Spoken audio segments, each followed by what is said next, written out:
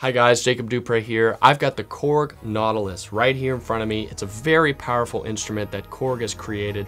It's very similar to the Kronos. It has a lot of the same sounds, capabilities, but it's more streamlined and just as capable of an instrument, and I'm really excited to show it to you.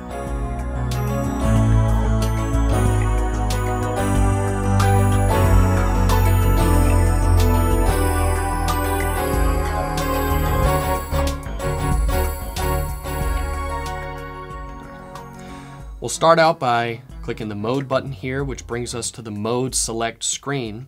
You have the set list, which many of you will recognize from the Kronos, which allows you to go between sounds that you've created, preset sounds, quickly and easily. And go back to mode. You have program mode, which allows you to look within the specific sound engine that you have called up. This is the Piano SGX sound engine, which is one of the ones that has some additional sounds and has been upgraded. There are 9 sound engines in the Nautilus, the same 9 that are in the Kronos. So that's another thing brought over from the Kronos. You have combination, which allows you to layer multiple sounds together. You can control the volume of all those different sounds in the mixer there. Sampling is a really great feature because it allows you not only to sample internally, so you can sample internal sounds in the Nautilus, but you can also sample external sounds. It's also worth mentioning that in the sequencer, you can record, if you want to record an electric guitar directly into this, you can. There are inputs on this keyboard, so you can do that. So it really is like the DAW inside of a keyboard, right? A workstation. Global mode allows you to change a lot of the internal settings, of course, things like the damper polarity, the foot switch polarity, things like that. Common internal features. We go back to mode. Then there's media, which is where you can control connecting to a computer, USB interfacing, things like that. Let's dive into some of the sounds. We'll go to the set list and let's pull up a piano. Let's do the Italian grand piano. I can use the quick access buttons over here to go between. If I click A, now I'm on set list. If I click B, now I can look at the sound engine. So this is the SGX2 sound engine. One of the really cool things about it, about the keyboard, about the whole Nautilus, is the touch screen. And the touch screen is, I personally really like it. It's really easy to use and responsive. And you can do cool things like this. You can change the lid on the piano just by dragging it. So check out the difference there.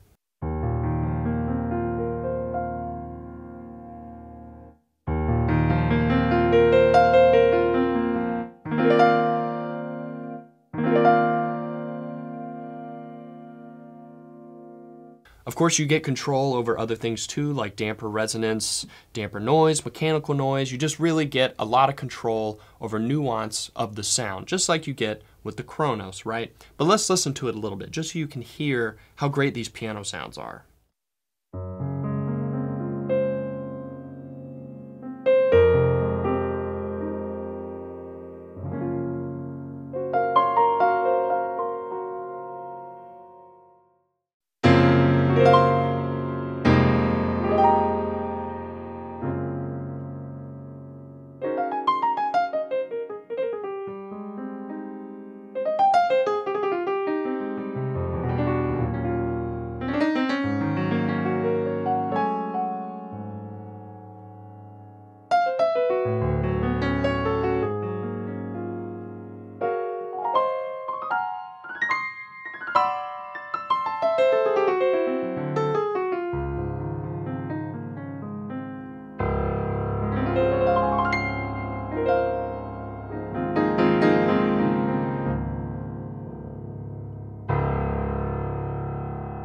Sound is great, right? But it's a little bit dry, so maybe let's add some reverb to that.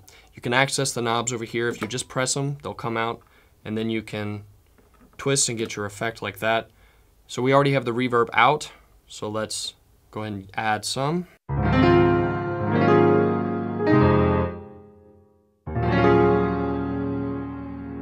We can add other things too. Say we want to change the resonance.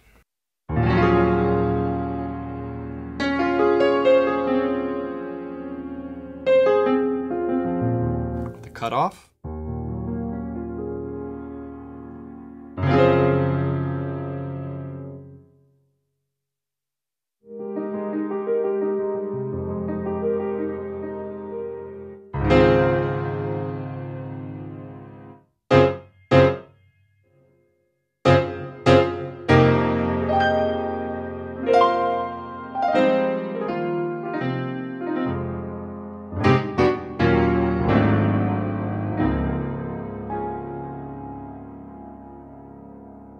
This is the 88 key version of the Nautilus that has the RH3 key bed, and it's weighted, so that means it's heavier in the bottom, lighter in the top, like a grand piano. I like the feel of this piano. I think it's nice. There is also, though, there's a 61 key and a 73 key version, and those have a lighter touch, a lighter action to them.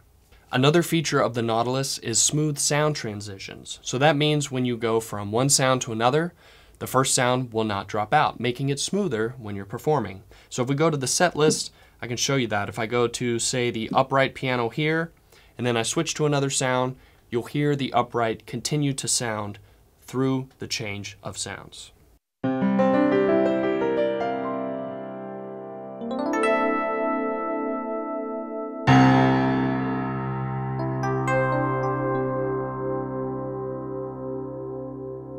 Next, let's talk about the dynamics knob. The dynamics knob is basically like your velocity control.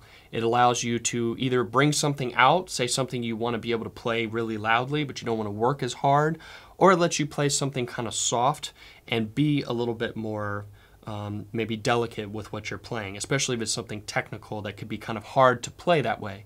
So I'll turn dynamics on, and I'll put the knob all the way down, and now I'm going to play something kind of quick, but it's going to be, you know, kind of quiet and delicate, right?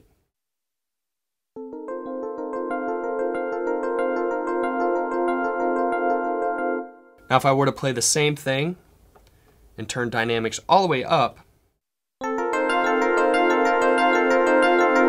see how it's bringing it out? So say I was doing something kind of fast, maybe I was playing some runs or delicate things. You know, if you put dynamics, if I turn dynamics off, right? Sounds like that. Now I'm going to work the same amount that I just did. I'm not going to play any harder and hear how it sounds. It's hitting the higher velocity of that sound and bringing it out more. Of course, the opposite effect would happen if you turned it all the way down.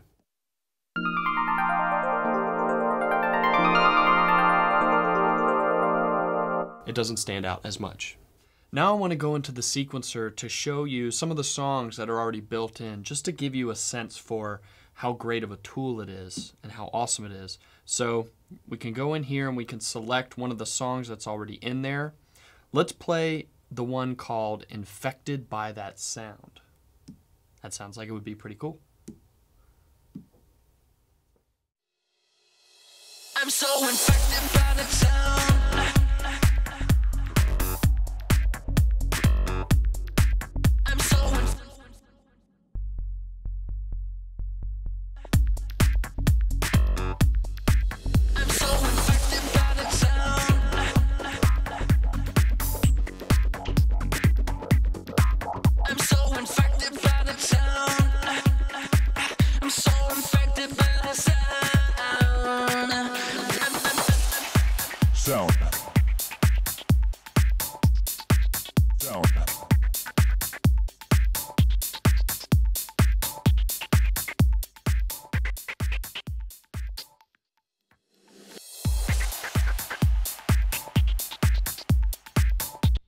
So you saw me there, I used that as an example for me to kind of manipulate that track while it was playing. And you can see that I can go, if I go to volume here, I can change the volume of each individual track, the MIDI tracks and the audio tracks. And I can select all of them like this. And you can see the levels coming up. Let me go to a different one and show you a little bit more of that. You can also go here and you have mute and solo buttons. This is where you can control that. So think if you're the one that's creating this song, right? Say, you know, you're still in a different stage of it. You're kind of just starting to write some things and you're still in the early stages of the creative process. So you're adding new tracks. You're still kind of trying to decide what you want it to sound like. You're also trying to mix it and produce a track because most likely you want to perform along with this, or you want to produce it in here and then export it so you can, you know, send it or share it online or something. So just like you would do if you were, you know, using DAW software and you have a mixer and you have multiple tracks and you're recording audio and MIDI, or you're in a studio doing it with an engineer, you can do those same things right here in the keyboard. So let's play another one of the songs just to hear it. How about Energy of the Earth?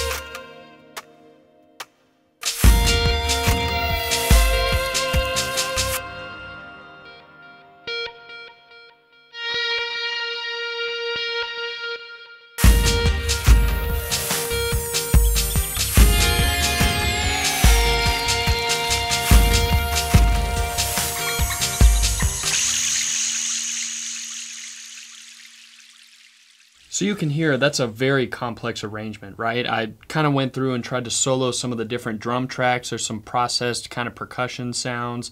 There's the electric guitar that's kind of sort of leading a lot of it.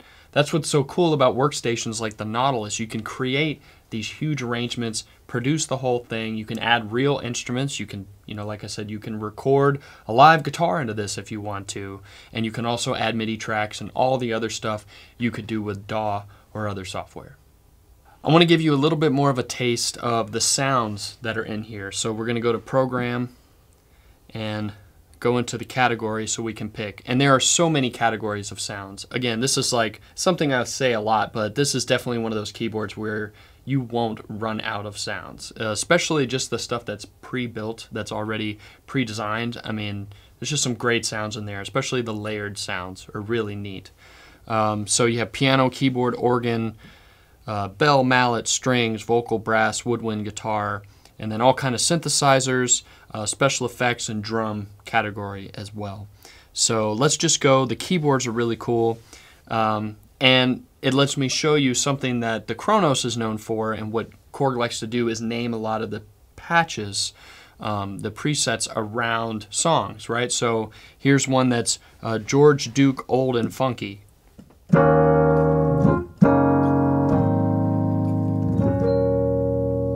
There's one Herbie's Butterfly, which has to be Herbie Hancock, the one and only.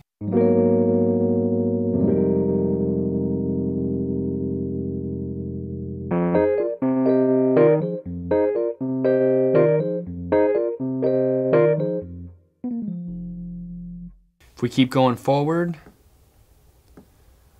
you'll find a few. Here's some claves, just to give you a little taste of that. You can skip to that category. There are actually categories within the main ones on the left side. So here's clave, harpsichord.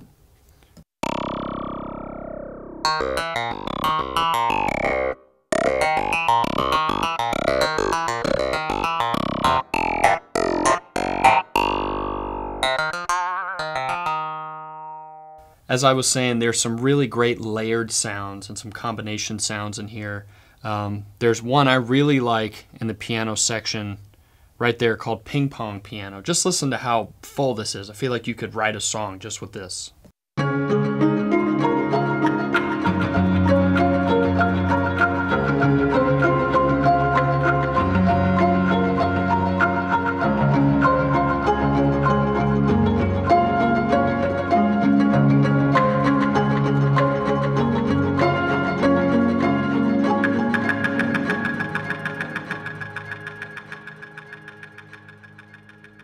That's cool. Let's check out a few other sounds. I'm just going to roll through them now and just play you a little bit of each one. Here's the layer section in piano. Here's some piano and voice.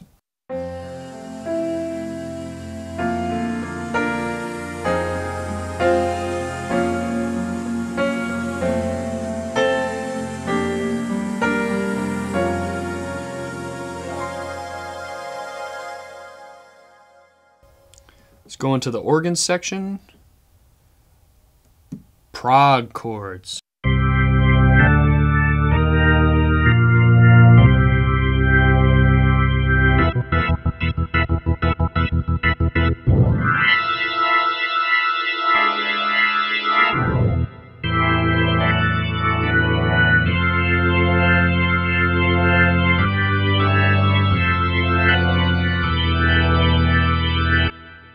Try a different organ. Jazzy.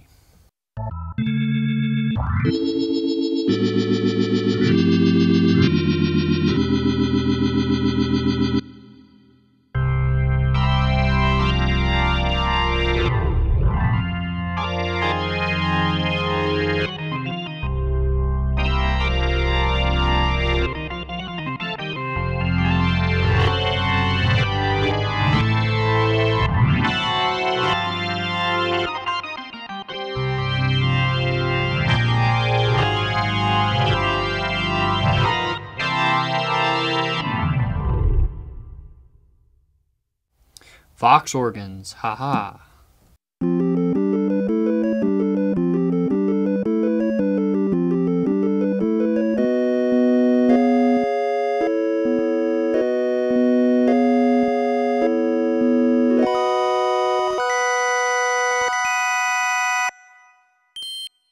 A few more organs here that are named after some songs, as I was mentioning before. This one's called Brown Eyed Girl organ.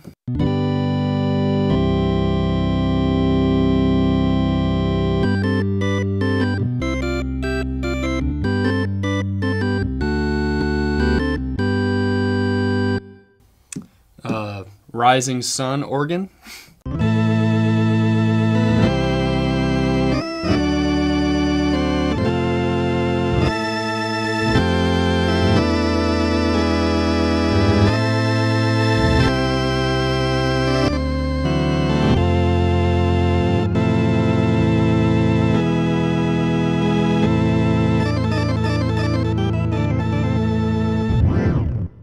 All right, let's check out some strings. We go to the strings here. Let's go to ensemble strings. We'll do big camera strings.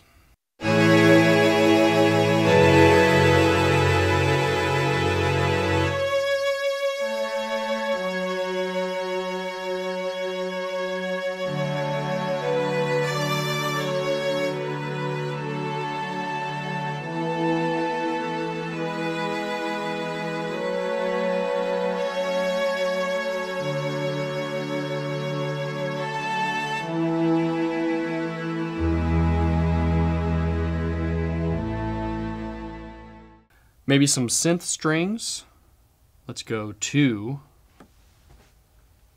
tape 3 violins. This is probably cool.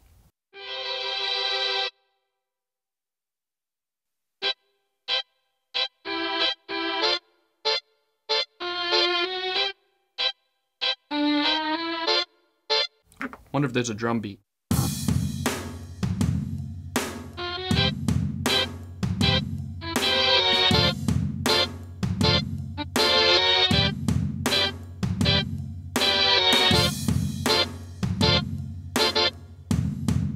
That's cool. I could see myself adding like a little keys to that, like some piano under that and a nice bass line. I think that would be cool. Let's check out a different one just for fun. They have solo strings as well. Here's String Quartet 2.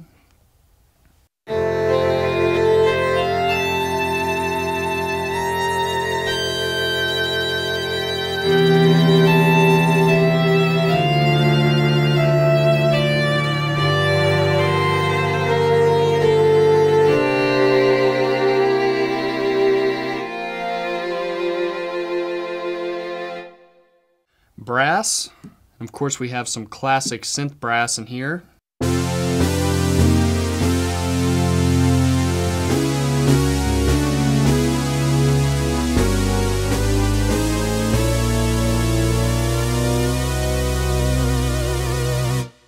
But we have real brass as well. Ensemble, big fat brass. This is big fat brass.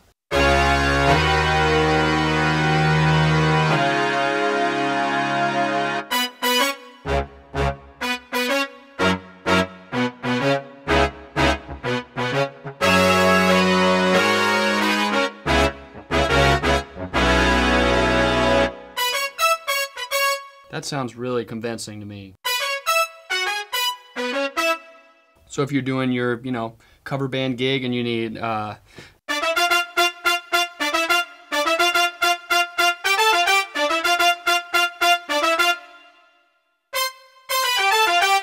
your Michael Jackson backgrounds, Bay Area funk brass, that's funny.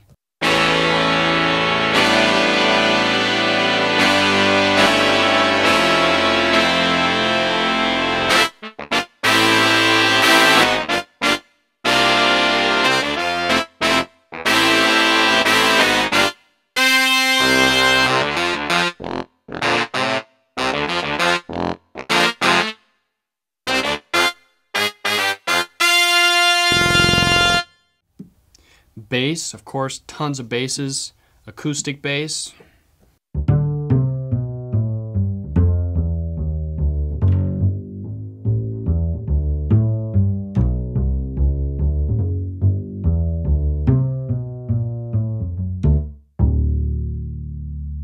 Electric basses as well.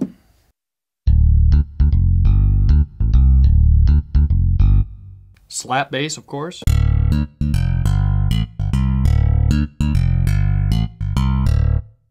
fretless bass.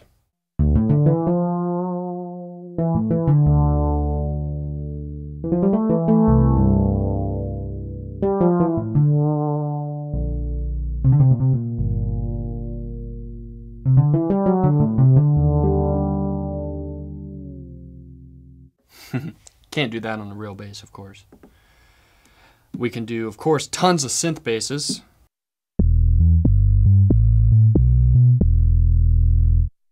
Here's one. Any Billie Eilish fans out there? This one's called Bad Guy Bass.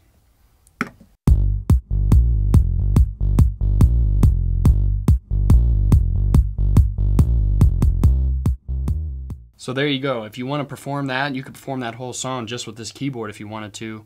Set up, you know, a right hand part so you can play a chord or something like that. It would work great. Let's check up a few other sounds. Oop, get back into category. Let's go to some lead synths.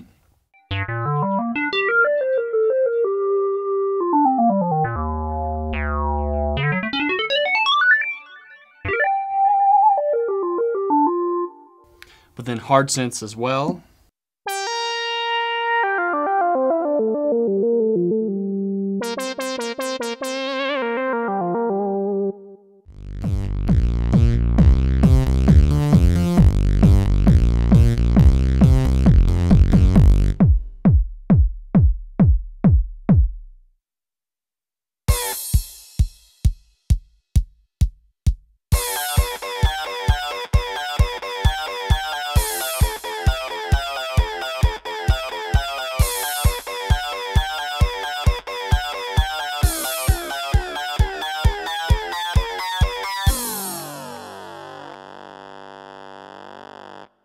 So one of the cool things about the Nautilus is it has a lot of those kind of standard sounds, you know, a lot of the sounds you'd normally use, a lot of the presets that are named after certain songs, a lot of songs that you might play in a cover band, but there's also a lot of unique sounds and special sounds that have been sampled from real sounds, you know, recorded and then, you know, messed with and layered and manipulated in different ways. So there's some really unique special sounds in here.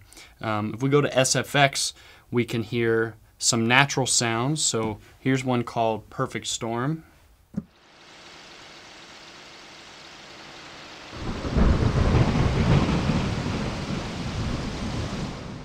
Or subsonic war drums.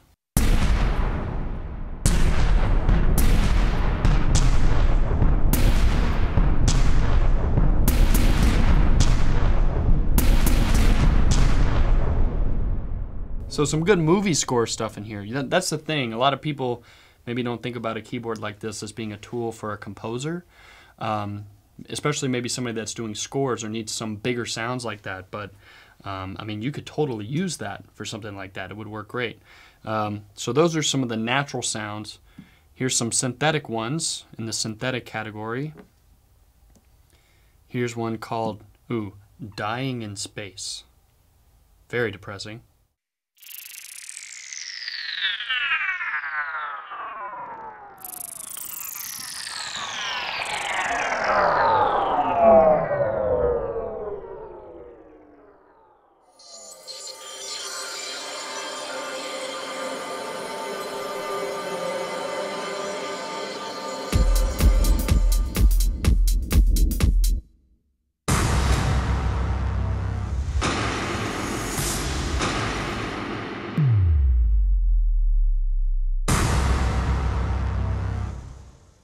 So that's some pretty intense stuff. And actually, as you noticed, I had latch mode on, and latch, as you know, will, when you play a note in an arpeggiator or something like that, it'll keep the sound repeating and looping, right?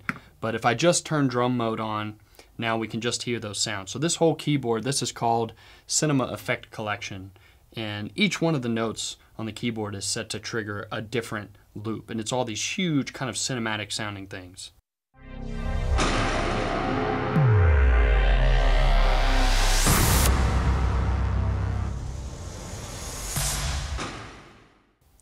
That's awesome.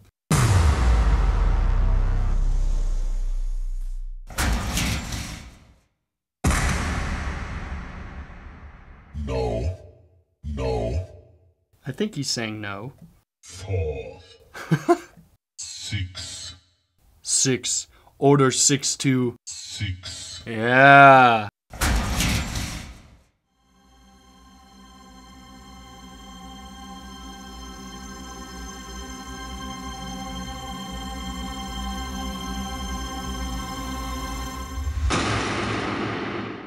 So see, for me, I actually do score films. I've done that before and done that work.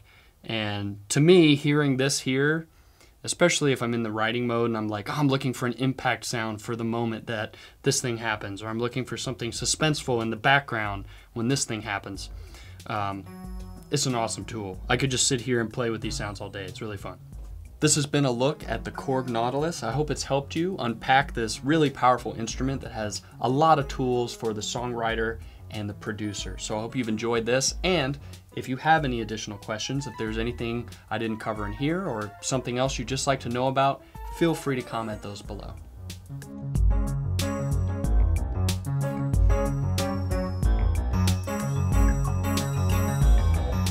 Thanks for watching. Be sure to like, comment, and subscribe. Click here for more videos like these, or go to sweetwater.com for all your music instrument and pro audio needs.